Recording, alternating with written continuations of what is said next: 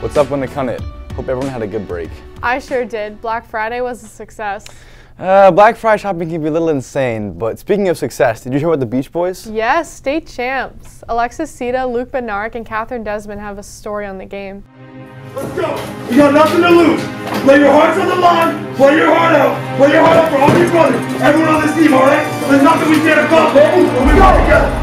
I love every single one of you. Oh! Dear Lord, the battle will be rocked. You ask for a chance to fail. A chance to go out stride. A chance to do again. We should win. We gotta go. Faith on hell high. We should lose. Stay on the road. Cheers when it's going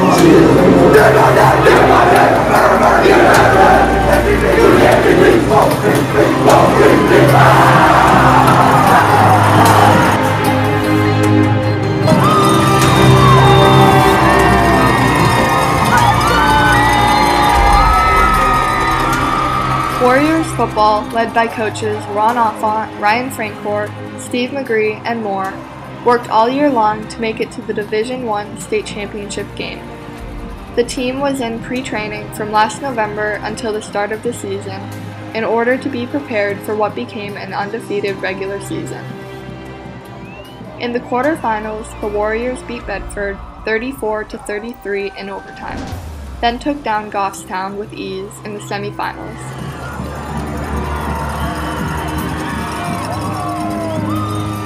The championship game took place at the Wildcat Stadium in Durham.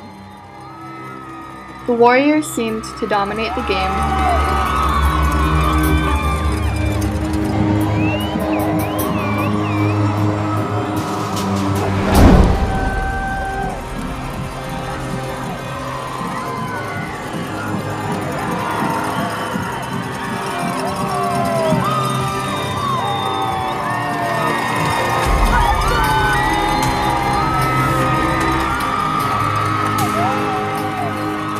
The Warriors saw 16 seniors play their final game in that Saturday's win over Pinkerton.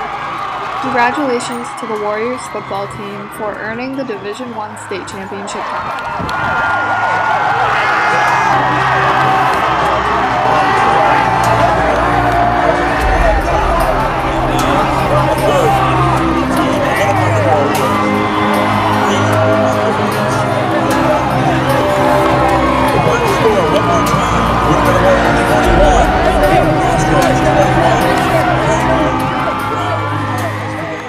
Undefeated. Wow. Yeah, our students have been up to some great things this year. We all just wanted to give a shout out to the following students for their participation on Friday in the Marine Debris Youth Summit hosted by the NOAA and the Gulf of Maine Education Association. Hannah Bork, Sierra Gonzalo, Keegan Baimler, Jack Dowd, and Nick Cutt worked with 40 other students from Maine, New Hampshire, and Massachusetts on developing a local action plan to reduce marine debris in their communities. Their project is sponsored by the Blue Ocean Society and will consist of an informative art installation by the Discovery Center in Hampton to educate the public on the hazards of marine debris. What a great way to get out and help the community. Speaking of helping, I got dunked on by the seniors last Friday. Yeah, maybe next year, Matt. Hayden Schote was actually courtside for the Battle of the Classes.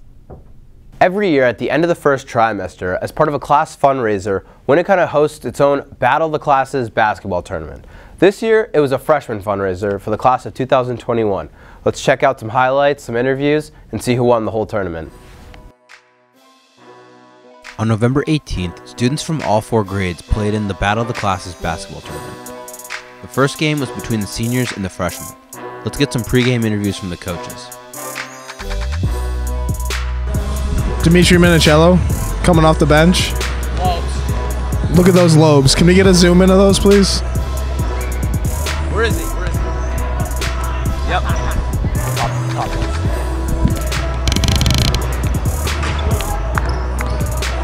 All right. Pretty nervous playing seniors. We know they got size over us, but I think we're gonna come out with a strong dub. Despite a good effort from the freshmen, the seniors came out with the win. The next game was sophomores versus juniors. Let's see what the coaches from each team have to say. You know, I'm feeling pretty confident here. Easy win. You know, they don't look too good. Our team right now, hot on threes. I think we got a 10-piece win at least. We'll see the seniors in championship thing. Thank you. Oh, the sophomores, this game's a joke. We're just gonna treat it as a warm-up, you know. Get ready for those seniors. We took the loss freshman year, sophomore year, so we're gonna get it this year. After an intense back and forth game, the juniors came out on top to move on and face the seniors in the championship.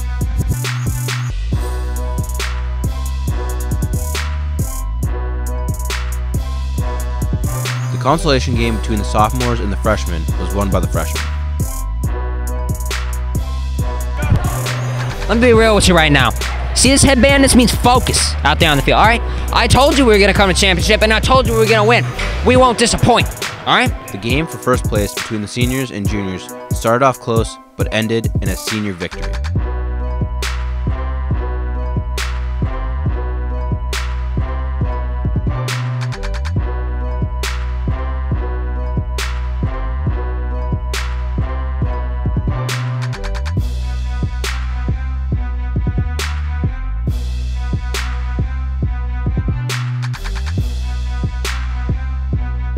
The reason why we won this, we had good team chemistry, leadership by the coach. He started this chemistry. We weren't playing for ourselves, we were playing for each other, and that's why we won. Wise man by the name of Master Miyagi once taught me something, all right? And that's when you do something, you do it 100%. Otherwise, like a grape, you squish, all right? And I told you from game one, we were gonna win it all.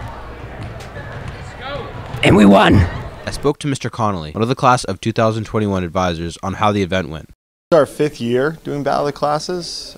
We started with the freshmen of the class of 2017. They kind of got the ball rolling, and we're excited that it's sort of continuing beyond 2017 now. So it's a full cycle. We're really excited about the outcome. We made around as much money as we've ever made during Battle of the Classes. Kids seem to have a really great time, and we think it went really well. We're looking forward to continuing this tradition, and we hope we get more and more people to come out next year. 2019 will be back next year to win it all. Okay, Matt, whatever you say. Yeah, I have to put in the work for it, though. That's true. I wish I wasn't so busy after school. Then I could do more community service. Well, now you can during school. Junior Haley Brown has started an in-school community service program for Winnacunnet High School students who are struggling to get community service hours outside of school. Although community service is not required for colleges, it makes your transcript more competitive. Students will help out during their advisory block in the dining hall, stacking chairs and cleaning up. If you are interested, see Ms. Kraft to get things started. That's great. Community service really is an important way to impress colleges. They look for that kind of thing. Yes, they do. Hey, Taylor went to New York a few weeks ago. Did she now? Yeah, for Interact. She has a story on it. Winnacunnet has numerous clubs, and one of these is Interact. Among all the clubs at school, Interact has the highest amount of members, with 86 students on the roster.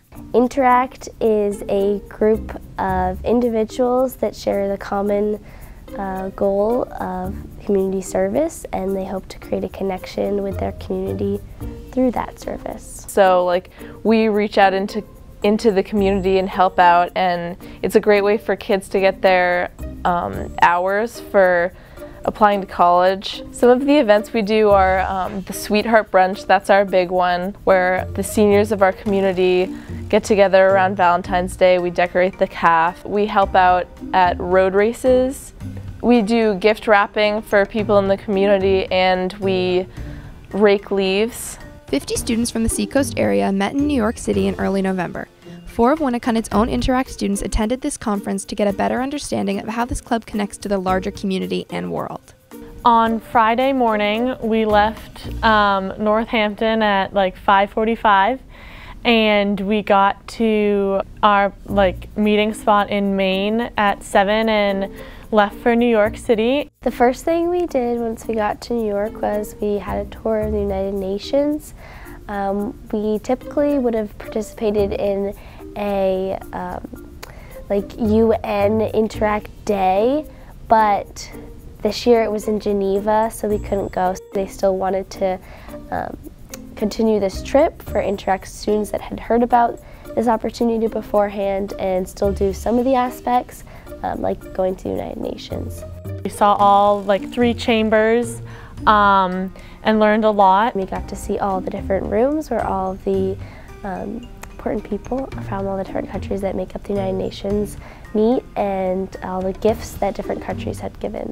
Then after that, during that day, we also got to do some shopping in Times Square. We got back together and we all had dinner together at Bubba Gump's, which is like the restaurant from Forrest Gump. And the next morning, we went back into the city and we went to the Empire State Building. We went all the way to the 86th floor. We had some more time to sightsee and we went out to lunch at the Hard Rock Cafe, and then we saw a Broadway show. The most important things that we learned when we were there was about the UN.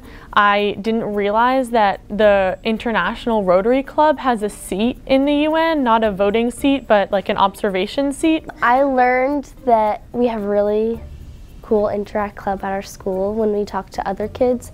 Some kids only had about like 20 or 40 kids in our club, and we have over 80. My favorite part about the trip was getting to know the students from other Interact clubs and learning a little bit more about how they work. Every Interact club kind of runs differently. Some are more international or national awareness, and some like ours, we do more like with our community. So I think I learned a lot about how other Interact clubs run. For people that aren't in the Interact club, it's not too late to start.